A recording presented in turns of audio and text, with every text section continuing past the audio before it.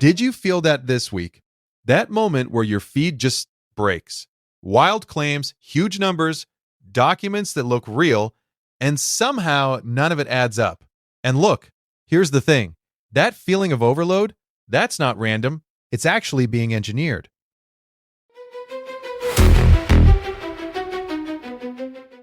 Most of what you're seeing isn't trying to convince you of one specific fact. It's trying to confuse you, to exhaust you. Because once you're overwhelmed, you stop checking. And when that happens, you stop trusting evidence and start relying on instinct instead. Let me be clear. That's the real play. Not persuasion, disorientation. Because if everything feels uncertain, then anything can feel true. And that's where this becomes powerful. Not because it's accurate, but because it just keeps coming. So this week, instead of chasing every claim, we're doing something different. We're going to audit it. 3 of the biggest viral narratives from the past 7 days, and for each one, a single red flag you can use the next time it shows up. And once you see these patterns, you really can't unsee them. That's what struck me this week. Because the first one, it seems simple at first, but if you think about it, the deeper you look, the stranger it actually gets. My feed was full of these wild numbers about Pierre Poilievre's net worth, and then counter-narratives about Mark Carney. 25 million, 250 million, people arguing like these were hard facts. So I kept wondering, okay, is any of that actually real? This is where it gets interesting, because the answer isn't just no. It's that the numbers themselves are the trap. None of those figures are verifiable in the way people assume. And that's exactly why they spread. What's actually happening is a distraction loop. You get pulled into arguments about wealth, elites, corruption, big emotional topics, but at the same time, you're not looking at things you can verify. Policy decisions, voting records, disclosed income. So here's the question, can this number even exist publicly?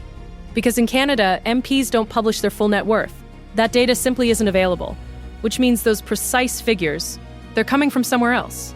And that's the part most people don't check, right? I mean, in the moment, it just feels like another piece of information flying by. Exactly. And this is where a 5-second pause changes everything.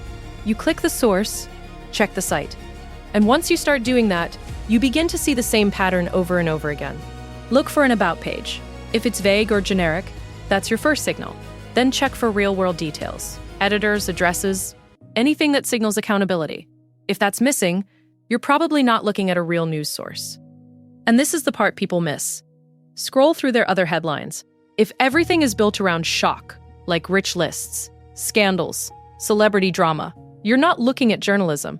You're looking at a system designed for clicks. Plain and simple. Now compare that to an actual source. The Treasury Board of Canada publishes MP salaries. It's public, verifiable, and consistent. Anything beyond that, investments, assets, inheritance, that's narrative construction, not factual reporting. And once you see this, something shifts. You stop treating these posts like debates you need to win, they become noise.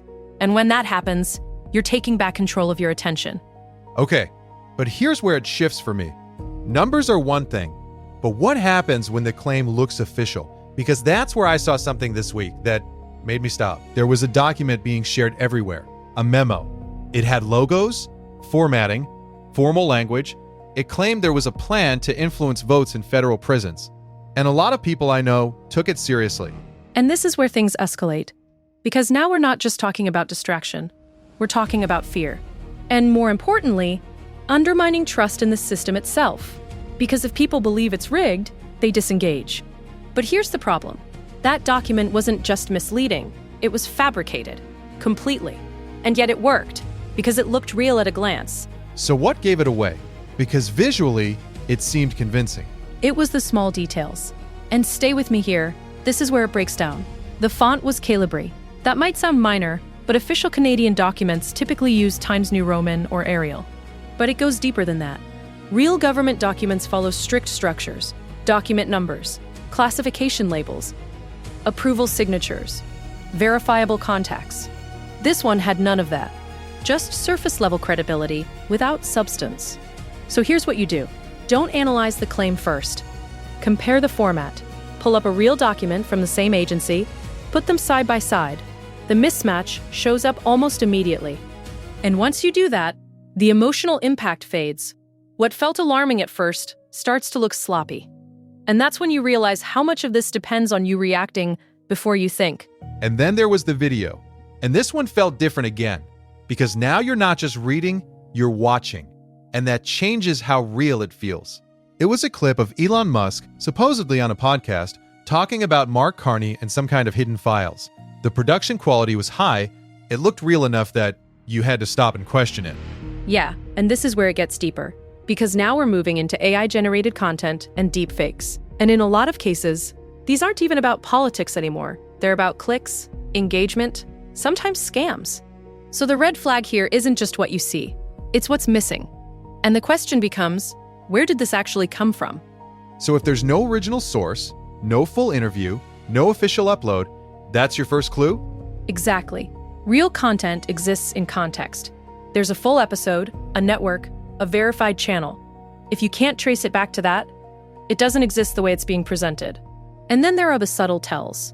Facial movements that feel slightly off, blinking that doesn't match natural patterns, and audio that sounds convincing for a few words, but then flattens out.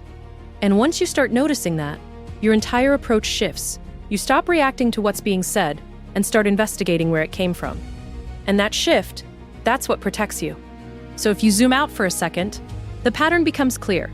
Unverifiable data, fabricated documents, missing provenance, different tactics, same objective. Capture your attention before you can question it. And here's the thing. You don't need to debunk everything. You don't need to argue with everyone.